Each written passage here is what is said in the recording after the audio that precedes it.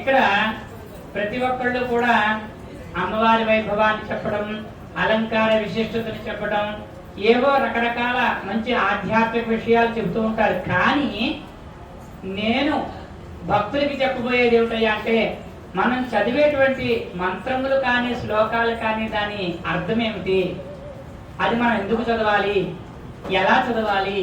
ఇది రకరకాలు చదివేస్తూ ఉంటారు అందరూ, ఎవరికి వచ్చిన ప్రకారంగా వాళ్ళు చదివేస్తూ ఉంటారు. చూడండి, విష్ణు సహస్రనామాన్నే తీసుకుందాం. ఆర్త విషున్న శిథిలాశ్చ భీత ఘోరేషు చ వ్యాధిషు వర్తమాన. ఘోరేషు వ్యాధిషు, ఘోరేషు వ్యాధి, అక్కడ ఘోరేషు వ్యాధి కాదు, ఘోరేషు చ అంటే ఘోరములో అనేటువంటి అనేక రకమైనటువంటి సమస్యలు వచ్చా అంటే వాటి కూడా, వ్యాధిషు వ్యాధులు, సువర్తమానాహ మనకి జరిగేటువంటి ప్రస్తుత కాలంలో అని. ఇలా చాలా మంది ఆ పదాలని ఎక్కడెక్కడ ఏ విధంగా విభజించాలో తెలియక ఫ్లోలో అందరూ చదివేస్తున్నారు, కానీ వాళ్ళతో పాటు మనం కూడా చదివేయాలని చదివేస్తూ ఉంటారు. ఇలా చదవటం వల్ల ఒక అక్షరాన్ని మనం తప్పుగా పలికితే గోహత్య మహాపాతకం చుట్టుకుంటుందని మనకు చెప్పబడుతోంది. అంచేత అక్షరాన్ని పలికేటప్పుడు తెలుసుకుని పలకాలి. అంచేత మా గురువులు మాకేం చెప్పారంటే, నువ్వు ఏ మంత్రం చదివినా ఏ శ్లోకం చదివినా దాన్ని నువ్వు అర్థం చేసుకుని అది 10 మందికి అర్థమయ్యేటట్టుగా చెప్పగలిగినటువంటి విషయం అయితే నీకు ఉపయోగపడుతుంది, లేకపోతే ఉపయోగపడదు. నా వరకు నాకు ఏదైనా మంత్రం ఉపయోగపడుతుంది, 10 మంది పాటించేటువంటి మార్గాన్ని చెప్పాలి అంటే చాలా కష్టమైన పనండి. నిజంగా అందరికీ అంత భాష అర్థం కాదు, అందరికీ అన్ని రకముల శ్లోకాలు అర్థం అవ్వాలనేటువంటి నిబంధన లేదు, అదే చదవాలని రూల్ లేదు. రకరకాలు చదువుతూ ఉంటారు. ఎవరెవరో వాళ్ళకి తెలిసినటువంటి విషయాన్ని, చూసినటువంటి విషయాన్ని, విన్నటువంటి విషయాన్ని చదివిస్తూ ఉంటారు. అలా కాకుండా అది ఒక విధి విధానంగా చదివితే ఎలా ఉంటుంది, అసలు దాని విధి ఏముంది అని తెలుసుకోవాలి. చూడండి, మనం ఇంట్లో పూజ చేస్తూ ఉంటాం. ఉదాహరణకి మనం పువ్వులు, అలాగే అక్షతలు, ఏవో కొన్ని వస్తువులు పెట్టుకుని పూజ చేసుకుంటూ ఉంటాం. ఒక్కోసారి ఆ ఉపచారాల్లో వస్త్రం అని వస్తుంది. ఆ వస్త్రం మన దగ్గర అక్కడ రెడీ పెట్టుకోం. అప్పుడు ఏం చేస్తాం, ఆ పుష్పము అక్షతలో వేసి వస్త్రయజ్ఞం సమర్పయామి అంటాం. అలా వస్త్రం బదులు అలా వెయ్యాలి అని మనకి ఎక్కడైనా చెప్పబడిందా, ఎందుకు వెయ్యాలి, అలా వేస్తే మనకు ఉపయోగం ఏమిటి, అలా వేయచ్చా లేదా విషయాన్ని మనం తెలుసుకుంటే నిజానికి వస్త్రం లేదని మనం బెంగపడవలసిన అవసరం లేదు. ఆ వస్త్రం బదులుగా పుష్పాన్ని వేయచ్చు అనే విషయం మన అందరికీ తెలుసు. ఇది మనం ఎప్పుడో అనాదిగా తెలుసుకున్న విషయం. అలాగే మనం చదివేటువంటి మంత్రాల్లో కూడా అంతరార్థాన్ని మనం తెలుసుకోవడానికి ప్రయత్నం చేయాలి మొట్టమొదటి. అంచేత ఈ రోజు మొదలుచుకుని శ్రీ సూక్తం గురించి వరుసగా కొన్ని విషయాలు కొంత సమయంలో మనకి దాదాపుగా ఒక 15 నిమిషాలు టైం ఉంది కనుక ఈ 15 నిమిషాల్లో కొన్ని విషయాలు, రేపు కొన్ని విషయాలు, అలాగే ఒక్కొక్క అవతారం గురించి చెప్పుకుంటూ అవతారంతో పాటుగా అవతారాన్ని చెప్పబడినటువంటి సూక్తం ఏమిటయ్యా అంటే శ్రీ సూక్తం. శ్రీ అంటే లక్ష్మి అని.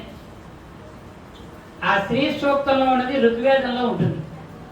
ఆ ఋగ్వేదంలో అమ్మవారి వైభవాన్ని గురించి, అమ్మవారిని ఏ విధంగా ప్రార్థన చేయాలి, ఎలా ప్రార్థన చేయాలి, ఎలాగా ఉపచారాలు చేయమని అందులో చెప్పబడింది, ఎలా కీర్తించాలి అనేటువంటి విషయాన్ని మనం శ్రీ సూక్త ఆధారంగా మాత్రమే చెప్పగలం. అందుకనే ఆ సూక్తం పేరే శ్రీ సూక్తం. పురుష సూక్తం అని ఒకటి ఉంటుంది. విష్ణుమూర్తి యొక్క అవతారం గురించి విశ్వరూప వర్ణన అందులో ఉంటుంది. శ్రీ సూక్తంలో అమ్మవారి వర్ణన ఉంటుంది.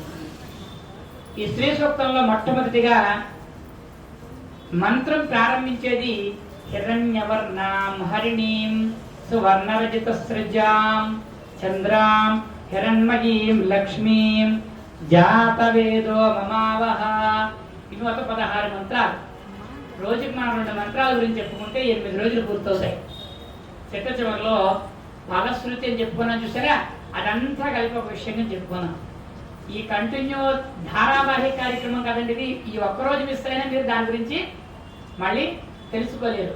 ఈ రోజున ప్రారంభించి శ్రీ సూక్తంలో ప్రతి మంత్రానికి అర్థం ఎలా పలకాలి.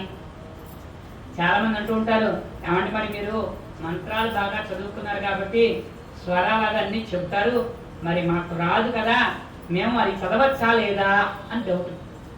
ఆడవాళ్ళు మంత్రాలు చదవచ్చా అండి అంటే, ఇక్కడ వేదాన్ని చదవటానికి కొన్ని నియమాలు కలిగి ఉండాలి. ఆడవాళ్ళకి ప్రధానంగా ఉండేటువంటి ఒక దోషం ఏమిటయ్యా అంటే ఋతుదోషం ఉంటుంది. అంచేతను వాళ్ళకి ఋతుదోషం ఉన్నప్పుడు ఆ మంత్రాన్ని కానీ పఠించేటువంటి ఆ అవకాశం వాళ్ళకు ఉండదు. మంత్రమో శ్లోకమో పూజో ఇంకోటో వాళ్ళు కొన్ని రోజుల పాటు వాటిని వదిలిపెట్టేయాలి. ఈ దోషం శాపం ఉంది వారికి. అందువలన మంత్రం పఠించే శక్తి ఉండకూడదు వాళ్ళకి అని. అంచేత మంత్రం చెప్పకూడదు వాళ్ళు. ఆడవాళ్ళు అంతసేపు ఏం చదవాలి? స్తోత్రాలు చదువుకోవాలి, చక్కగా పారాయణ శ్లోకాలు చదువుకోవాలి, శ్లోకాలు ఎక్కువ చదవాలి. వాళ్ళు శ్లోకం చదివితే ఎంతో, మనం మంత్రం చదివితే అంత. అందుకని వాళ్ళకి మంత్రం ఎక్కడా చెప్పబడలేదు ఆడవాళ్ళ మంత్రం చదవమని. ఏ వేద శాస్త్ర ఆగమాల్లో స్త్రీలు వేదము చదవమని ఎక్కడా చెప్పబడలేదు. వేదంలో ఉండేటువంటి సారాన్ని గ్రహించమని చెప్పబడింది. వేదంలో ఏదైతే చెప్పబడిందో ఆ సారం, అందులో ఉండేటువంటి భావాన్ని తెలుసుకోమనింది. దానికి సమానంగా ఉండేటువంటివి పురాణాలు. వేదంలో ఏం చెప్పిందో పురాణం కూడా అదే చెప్తుంది. అయితే పురాణం మీరు చదవచ్చు. ఈ పురాణాల్లో ఉన్నటువంటిదే ఈ శ్రీ సూక్తంలో ఫలశ్రుతి. శ్రీ సూక్తం అనేటువంటిది ఏం చెప్తుందో ఫలశ్రుతి కూడా అదే చెప్తుంది. శ్రీ సూక్తము వేద మంత్రం. ఆ వేద మంత్రంలో ఉండేటువంటి అర్థాన్ని మనం తెలుసుకుని ఫలశ్రుతి మనం చదువుకోవచ్చు చక్కగా. మీరందరూ కూడా సర్వమంగళ మాంగళ్యం చదువుతారు కదా, అది ఫలశ్రుతి అనేటువంటి పురాణ వాక్యంలో ఒక విశేషమైనటువంటి ఫలప్రాప్తి శ్లోకం. అందుకని మీరు అందరూ కూడా చదువుతూ ఉంటారు. నేను సర్వమంగళాన్ని వదిలేస్తారంటే అన్ని మీరు చదివేస్తారు. ఇంక మాకు అవకాశం ఎవరు అంటే మీ అందరికీ వచ్చేసింది ఆమ్నాయంగా. ఎక్కువ చదివి అలవాటు అయిపోయింది ఇక్కడ మీ అందరికీ. అది మనం చదవచ్చు. అందులో ఏముందంటే ఈ శ్రీ సూక్తం ఏం చెప్పబడిందో ఇందులో ఏది ఉందో ఆ శ్లోకంలోనే అదే ఉంది. హిరణ్యవర్ణాం హరిణీం సువర్ణరజిత సృజాం చంద్రాం హిరణ్మయీం లక్ష్మీం జాతవేదో మమావహ. హిరణ్యవర్ణాం, హిరణ్యవర్ణం అంటే హిరణ్యం అంటే బంగారం అండి. బంగారపు రంగులో ఉంటుంది అమ్మవారు. అమ్మవారి యొక్క వర్ణం, అమ్మవారు ఏ రూపంలో ఉంటుందయ్యా అంటే ముందు మనకి రూపగుణ వైభవాన్ని బట్టి ఆరాధన చెప్పారు. వేణుగోపాల స్వామి చూసి ఎలా చెప్తాం మనం? త్రిభంగి లలితమయ్యి వేణువుని చేత్తో ఉంచుకుని శిఖపించమౌళి అనేటువంటి మూర్తిని చూసి మీరు ఏమంటారంటే ఈ వేణుగోపాలతో అంటారు. గద పుచ్చుకుని ఆయన రామభక్తుడిగానో అభయహస్తంగానో ఉన్నటువంటి వానర రూపాన్ని కలిగినటువంటి వారు, మహనీయులైనటువంటి వారిని చూస్తే మీరు ఏమంటారు? ఆంజనేయ స్వామి అంటారు. ఇలా తిరిగి వేణుగోపాలతో అలా తిరిగి ఆంజనేయ స్వామి అనొచ్చు కదా. అలా అంటారు? అలా అంటారు కదండి. రూపగుణ వైభవాన్ని బట్టి మనం నిర్ణయిస్తాం. ఇప్పుడు మనం ఇక్కడ ఏదైనా ఒక పుష్పం పెట్టారు, అది మల్లెపూ పెట్టారు అనుకోండి, సుగంధ పరిమళం వచ్చి ఈ మల్లెపూలు ఎక్కడ తీయండి అంటారు. అది మల్లెపూ అని తెలిసిన తర్వాత గులాబీ పూలు తీయండి అంటారు ఎవరైనా? అలానం కదండి. దాని గుణం ఏదైతే ఉందో గుణాన్ని చూస్తాం. రంగు, వాసన, రుచి ఉన్నాయి కదా. ఇవన్నీ కూడా మనము ఆ వస్తువుని ఐడెంటిఫికేషన్, గుర్తుపట్టడం కోసం చెప్పబడ్డాయి. మనకి రంగులు, మనకి 7 వర్ణాలు చెప్పబడ్డాయి. రుచులు 6 చెప్పబడ్డాయి. కాబట్టి రుచులు కూడా 7 చెప్పచ్చు కదా. అంటే ఇక్కడ రూపగుణ వైభవాన్ని చెప్పబడేది ఏమిటయ్యా అంటే షడ్వర్ణాః, షడ్రుచి, సప్తవర్ణాః, షడ్రుచి అని 7 వర్ణాలు చెప్పబడ్డాయి. మనకి నల్లని వస్తువు చూసి అదే తెల్లగా ఉంది అంటారా? నల్లగానే ఉందంటారు. అలా గుణాన్ని, రూపగుణ వైభవాన్ని చెప్పాలంటే ముందు అమ్మవారి రూపం ఏ రంగులో ఉంది, ఎలా ఉంటుంది అమ్మవారు అంటే హిరణ్యవర్ణ, బంగారపు వర్ణంలో ఉంటుందండి. సువర్ణ రజిత స్రజాం, ఒక్క బంగారం ఒక్కటే ఉంటుంది అనుకుంటారేమో.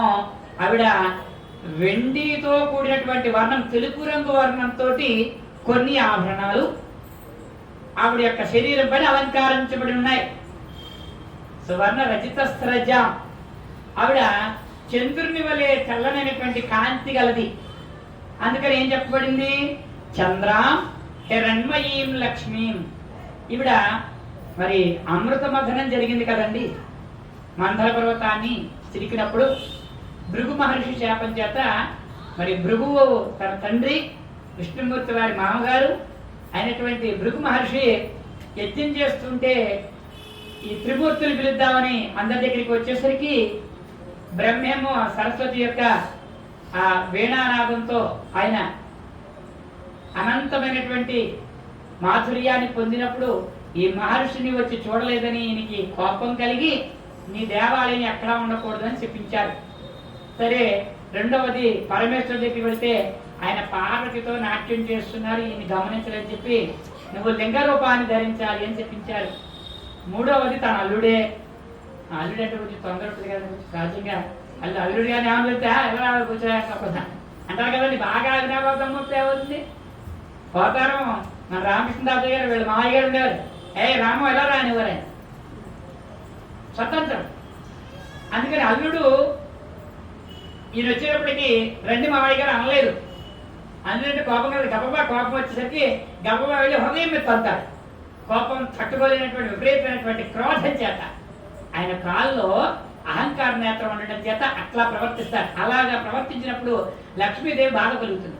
నేనుండేటువంటి హృదయ భాగాన్ని తంతే ఈయనేం చేశారు విష్ణుమూర్తి? ఒక్కసారి తల్లడిల్లి అవి కంకర పడుతున్నారు ఎందుకయ్యో, మీరు చూడలేదు, మీరు వచ్చినట్టుగా అని చెప్పి కాలు నొక్కినట్టుగా నొక్కి అహంకార నేత్రాన్ని చిరిపేస్తారు. వెంటనే త్రికాల జ్ఞాని అయినటువంటి వాడు అహంకార నేత్రంతో కళ్ళు మూసుకుపోయే కనుక అవి తెరుచుకుని విష్ణుమూర్తి వారిని ప్రాధేయపడి ఇక ఆయనకి ఈ యొక్క యజ్ఞ ప్రధాన వ్రత సంప్రాప్తించేలా చేశారు. అయితే మరి ఇక్కడ ఏం జరిగిందంటే పక్కన ఉన్నటువంటి ధర్మపత్ని నేనుండే హృదయ భాగం మీద తన్నినా కూడా నువ్వు మాట్లాడలేదయ్యా, కనుక నేను వదిలేసి వెళ్ళిపోతున్నా అని చెప్పి వచ్చేసినారు. మరి అలా ఎప్పుడైతే వియోగం జరిగిందో ఈయన కూడా భూమండలానికి వచ్చేసారు. మళ్ళా ఈ మథనం జరిగినప్పుడు సముద్రంలోంచి చంద్రుడితో పాటుగా అమ్మవారు కూడా అందులో జన్మించింది. అందుకనే మనకి పాటలో కూడా చెప్పబడుతుంది. మనకి చూడరమ్మ సతురాలనే పాటలో వస్తుంది. కలసాబ్ది కూతురట గంభీరాలకే మరుదు కలపలోక మాతయట అని మనకుంది కదా. అందులోంచి జన్మించింది సముద్రంలోంచి చంద్రుడితో పాటుగా, చంద్రుడితో గుట్టువుగా. అంచేత అలా చంద్రుడితో గుట్టువుగా జన్మించినటువంటి ఆవిడ తెల్లనటువంటి వర్ణాన్ని కలిగి, బంగారపు ఆభరణాలని కలిగి, విశేషమైనటువంటి జాతవేద అగ్ని అంత గొప్పనైనటువంటి తేజస్సుని కలిగి ఉన్నటువంటి ఆ మూర్తి మమ ఆవహ, మేము నిన్ను రమ్మని పిలుస్తున్నాము అని. ఆవాహయామి అని ఇక్కడ రాముగారు ఏం చేయాలంటే కళలో ఉన్నటువంటి కళల్ని కూర్చేలా ముంచి అమ్మవారిని పెట్టి ఆవాహయామి, మీరు ఇక్కడికి రండి మంత్రముతోటి అని.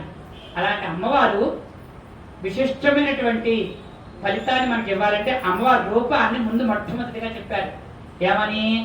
బంగారపు ఛాయ కలిగినటువంటి దాయి, కొన్ని తెల్లనటువంటి ధవళ వర్ణాల్లో ఉన్నటువంటి ఆభరణాలని ధరించి, అగ్ని అంత తేజస్సుని కలిగి, చంద్రునితో తోబుట్టువైనటువంటి అమ్మవారి పద్మంలో కూర్చుని వైకుంఠ నగరం నుంచి ఎక్కడికి వచ్చుగాక అని మొదటి మంత్రానికి అర్థం. రెండవది తామ ఆవహ జాత వేదో లక్ష్మీమనపగామినీం యస్యాం హిరణ్యం బిందేయం గామశ్వం పురుషానహం. తామ ఆవహ, మేము ఎప్పుడైతే రమ్మని పిలిచేటువంటి మంత్రం ఉందో ఆ మంత్రంతో లక్ష్మి అనేటువంటి పేరుని కలిగినటువంటి నీవు అనపగామిని అంటే ఎల్లప్పుడూ విష్ణు సంజాతంతో విష్ణుమూర్తి వారిని వదిలిపెట్టకుండా అన్ని అవతారాల్లోనూ ఉందండి అమ్మవారు. అయితే ఇక్కడ మళ్ళీ ఇంకొక అనుమానం వచ్చి ఒక చోట ఒకళ్ళు ప్రస్తావించారు శాస్త్రంలో. రాముడి పక్కన సీతగా ఉంది, మేము ఒప్పుకుంటాం. అలాగే మరి కృష్ణుడి పక్కన రుక్మిణిగా ఉంది, ఒప్పుకున్నాం. మరి మత్స్యావతారంలో, కూర్మావతారంలో, వరాహావతారంలో లక్ష్మిలా ఉంది అనుకోవచ్చు, నరసింహావతారంలో లక్ష్మిగా ఉంది. మరి మొట్టమొదటి ఉన్న అవతారాల్లో ఎలా ఉంది లక్ష్మీదేవి లేదు కదా అనేటువంటి ఒక అనుమానం వ్యక్తపరిచాం. అయితే శ్రీవత్సవము అనేటువంటి ఒక పుట్టుమచ్చ ఆకృతిలో స్వామివారి శరీరం నుండి పట్టుకుంది ఆవిడ. ఇప్పుడు మీరు చూడాలంటే జగన్మోహిని కేశవ స్వామి వారి అవతారం చూస్తే ర్యాలీ అనే గ్రామంలో తూర్పుగోదావరి జిల్లా రావులపాలెం 10 కిలోమీటర్ల దూరంలో ఈ వెనకాల తొడ మీద పుట్టుమచ్చ ఉంటుంది విగ్రహానికి లక్ష్మీ స్వరూపంగా. అలా ఇక్కడ కూడా వక్షస్థలంలో పుట్టుమచ్చ ఆకృతిలో ఆవిడ ఉంది. అప్పుడు కూడా మత్స్యావతారం కూర్మావతారంలో మిగిలిన అవతారంలో ప్రత్యక్షంగా ఉన్న ఈ అవతారాల్లో పరోక్షంగా అదృశ్య రూపంగా స్వామివారితో ఉంది ఆవిడ. నిత్యానపాయిని అని, అందుకని అనపగామిని అనేటువంటి పదం ఇక్కడ ఉపయోగించారు.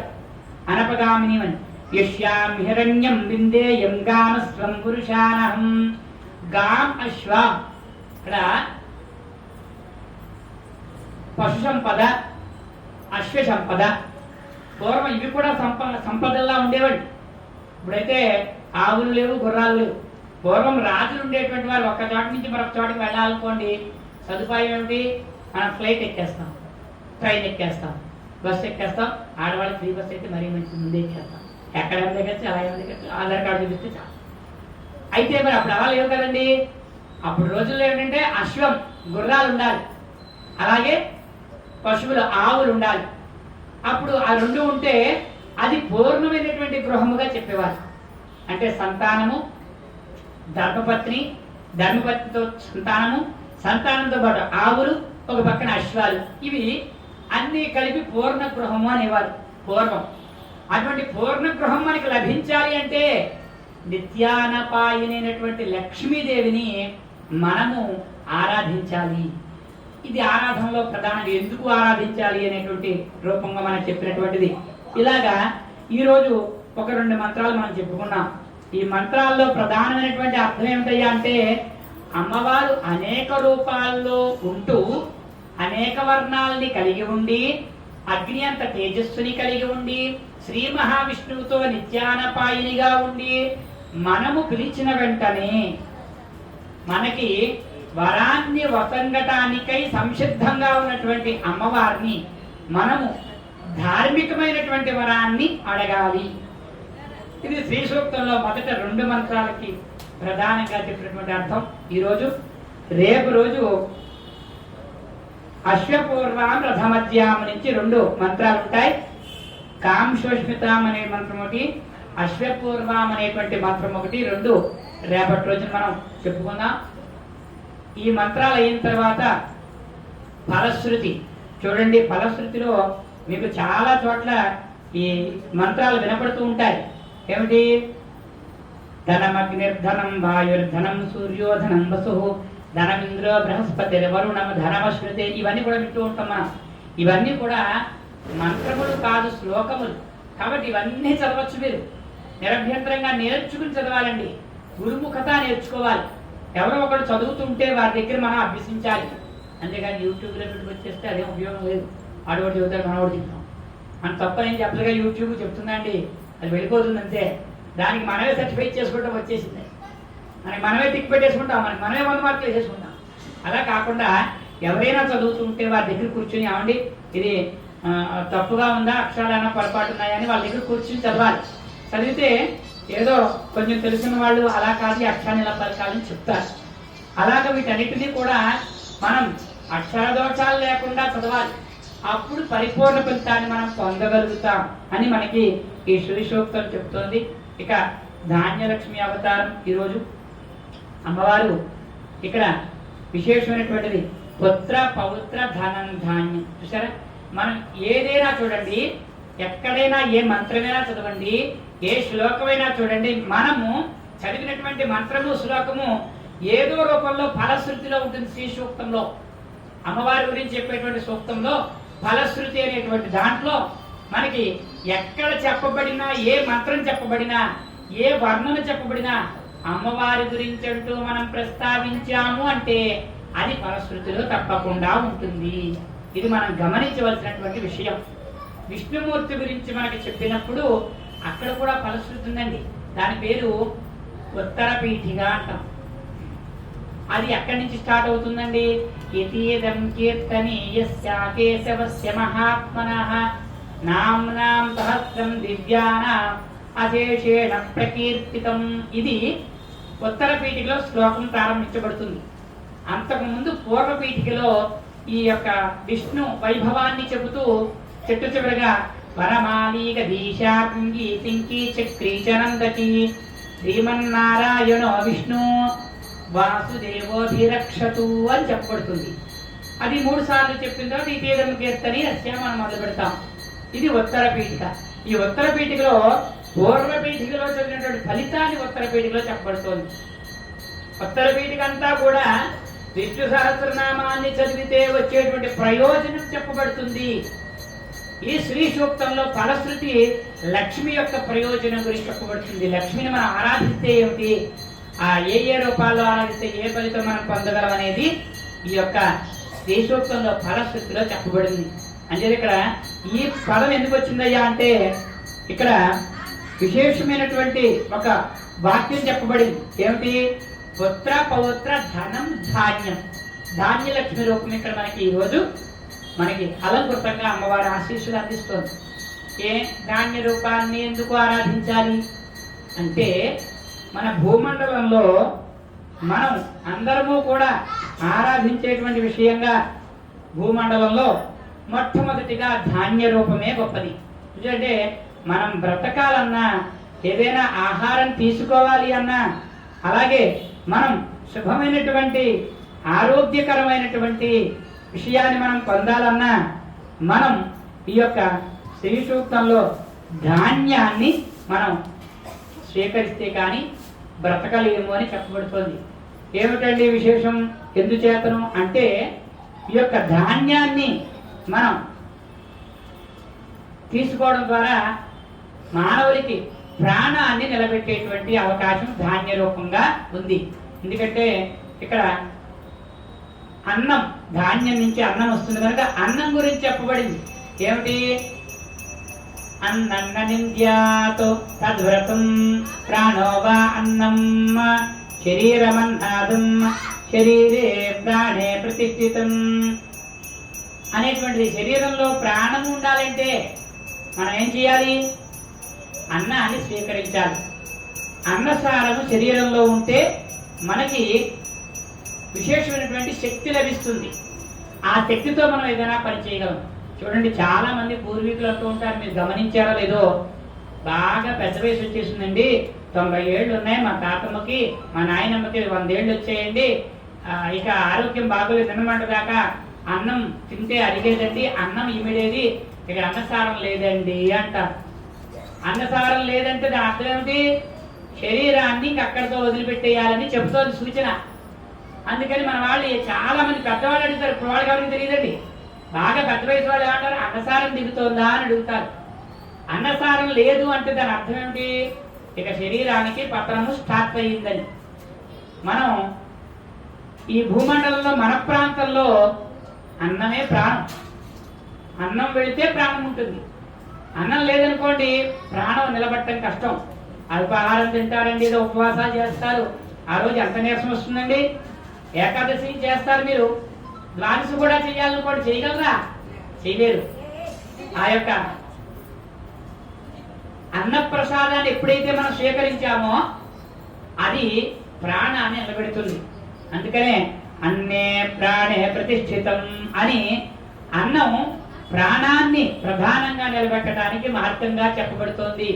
అందుచేతను అన్నం ఎక్కడి నుంచి వచ్చింది? ధాన్యం నుంచి వచ్చింది. అందుకని అమ్మవారి భూమండలాన్ని పరిరక్షించేటువంటి, సర్వజనులకి ప్రాణాన్ని ఇచ్చేటువంటి పదార్థంలో ఉంది. అందుకని ధాన్యలక్ష్మి అవతారం ఈరోజు మనం ఇక్కడ ఆవిష్కృతం చేసుకున్నాం. నిన్న ఆదిలక్ష్మి అవతారం అంటే ఆదిలక్ష్మి అంటే మొట్టమొదటిగా భూమండలాన్ని అడిగినటువంటి రూపం. భూమండలంలో అడిగిన వెంటనే ఏదైనా మరి సప్రయోజనం జనాలు చూపించాలి కదా.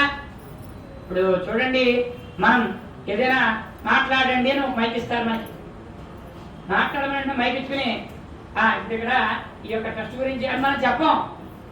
సభను అలంకరించినటువంటి వారికి, పెద్దలకి నా ప్రణామాలు, పిల్లలకి నా ఆశీస్సులు, ఇక్కడ ఈ రోజు నిర్వహించే ఈ కార్యక్రమం అని ఇంట్రొడ్యూస్ చేస్తాం. అందుకని మైక్ ఇచ్చుకున్నాక కల్చర్ ప్రోగ్రామ్ ఏదో నేరుగా కల్చర్ ప్రోగ్రామ్ గురించి చెప్పవండి. చాలా మంది చూడండి, తక్కువ టైం ఉంది, విషయం చెప్పాలి అన్నప్పుడు ఆ వేదిక మీద మహామహా పండితులందరూ ఉన్నప్పుడు మైక్ తీసుకుని సభాయై నమః, సభకు నమస్కారం, విషయం ఏమిటంటే అని మొదలు పెట్టాలి. అమ్మవారు వచ్చింది భూమండలానికి, వచ్చిన వెంటనే ఏమివ్వాలి? ప్రాణాన్ని ఇవ్వాలి. అందుకని ధాన్య రూపంలో ఆవిడ భూమండలానికి మనుషులకి ప్రాణాన్ని ఇచ్చింది. అంచేత ఈరోజు అటువంటి రూపాన్ని మనం నమస్కారం చేసుకుని చక్కగా ధాన్య లక్ష్మి అవతారంగా భూమండలాన్ని ఆవిష్కృతం చేసినటువంటి అమ్మవారి యొక్క రూపాన్ని మనం కొనియాడుతూ అమ్మవారి అనుగ్రహం చేత ఈ యొక్క కార్యక్రమంలో చతుర్వేద పారాయణ అనేటువంటి కార్యక్రమాన్ని చేయడం జరుగుతుంది.